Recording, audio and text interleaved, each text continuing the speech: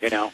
Well, Larry King, a little bit of inside baseball, he wanted to interview you, but then couldn't find anyone to debate you. And the same thing happened over and over again. They wanted to have one-sided events where they would bash you and you couldn't respond, or where they were going to have two people gang up on you and you against them. And so it never happened. The debates never happened because they wanted to have a rigged fight. Well, yeah, it was definitely a fixed fight, and also, you know, you and I had discussed this and looked at the emails, and in our combined experience, we both felt that it was it was just a, you know, a minefield and or a bear trap that we'd be walking into. Even though they presented it as though it would be a fair and balanced debate, with both sides getting equal time and blah blah blah, but I think we both knew that it was just an ambush, you know.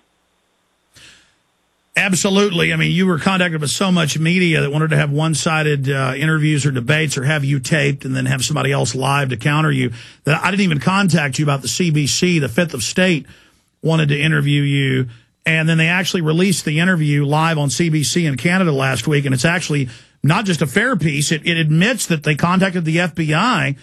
This is the first time mainstream media has reported on this, and Ted Olson, Barbara Olson's husband from Flight 77, they admitted on CBC that the FBI told them that, yeah, she didn't make these phone calls, she never talked to him, it's all a lie. So that is a big deal, and that's something that came out of this, because Fifth of State originally started doing this report just on the issue of charlie-sheen going public, but then you never talked to him because I never told you about the contact. Right. And so now the truth actually came out. That's a big deal. Oh, it's a huge deal. And I think that story even broke, correct me if I'm wrong, I think it was like February of 2007 when the FBI first admitted that. Yes. And that's actually one of the 20 bullet points in 20 Minutes with the President. And I just think that is the mother of all lies. That is the one that says, wait a minute, folks, wait a minute. If that call didn't go through, if they completely lied about that, then how do we explain all the other phone calls? How do we explain all the phone calls, and especially the one that gave us our battle cry, let's roll, you know?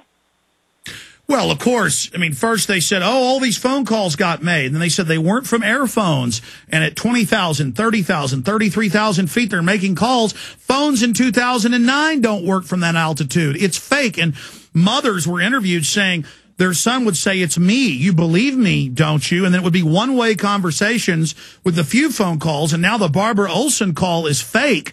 I mean, that's just one of thousands of smoking guns. I mean, how much trouble did we have at your house doing the research, writing 20 Minutes with the President over those 2 or 3 weekends I spent with you, Charlie? Some days, 14, 15 hours a day, you know, going back over the research. Right. Just trying to boil it down to 20 points. It's a orgy of evidence. Oh, yeah. No, but I think we did a really good job, if I can say so myself, of picking out the 20 that were really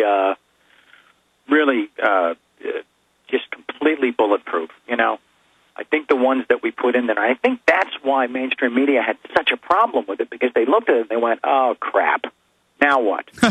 Now what? Oh, let's just accuse him of all that crap he did 20 years ago, you know, real or imagined, and we'll just tear him apart and dismiss this thing, and it'll go away, you know. But with the contest, excuse me, which we're going to talk about, it's given it a second and a third wave of life into the you know, with YouTube and other media outlets, you know. And I think it's really important because those videos are going to exist and be available just like the document will for years to come, you know, and will continue to fuel debate and hopefully wake people up and, you know, at some point bring us closer to the truth. Well said, my friend. We're going to go to break, and we're going to come back with the winner of 20minuteswiththepresident.com contest. The winner is now posted at Infowars.com.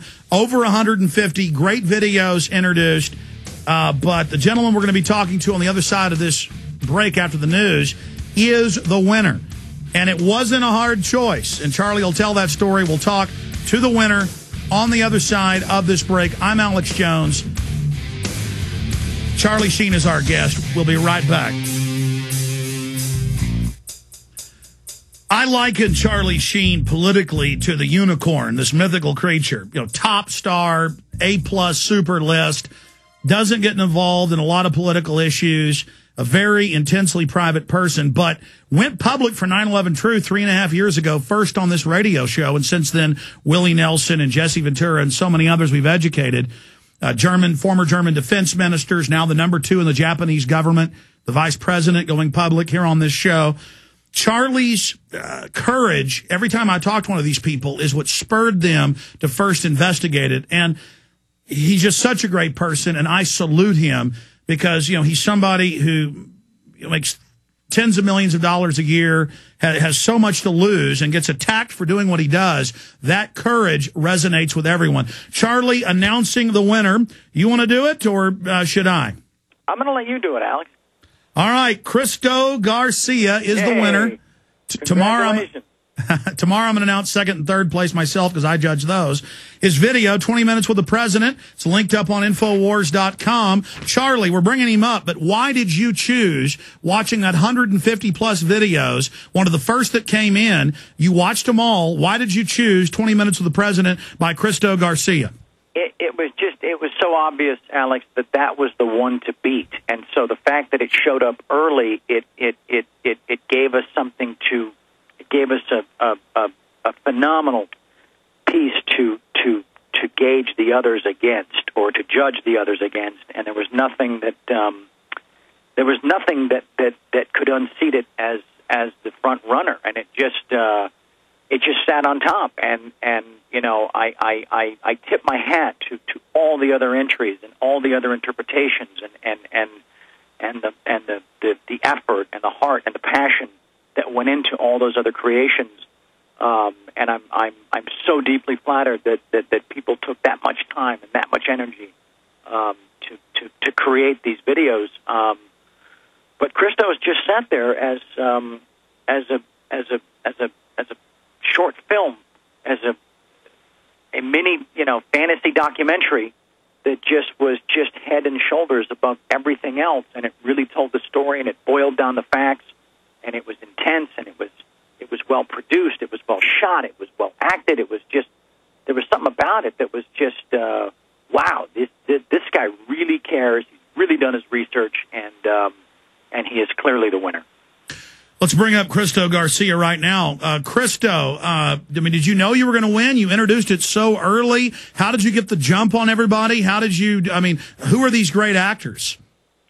Well, that's a few important questions. The first thing I'd like to say is I followed the story from the minute that it dropped. I went to my wife, actually, and said, oh, my God, Charlie got to sit down with Obama. And then when I heard a week later there was going to be a film contest, I knew I was going to enter into the fray. I knew that immediately. And, I have to say that